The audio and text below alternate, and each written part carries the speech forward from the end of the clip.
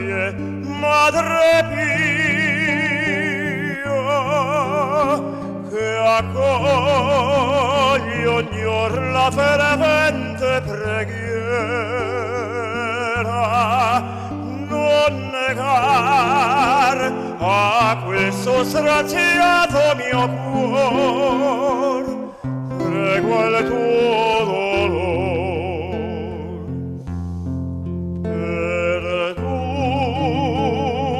l'alma mia ricorre a te, e pien di speme si prostra ai tuoi piedi,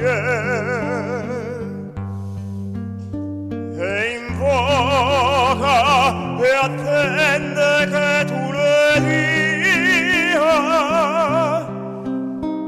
la pace che solo tu puoi donare.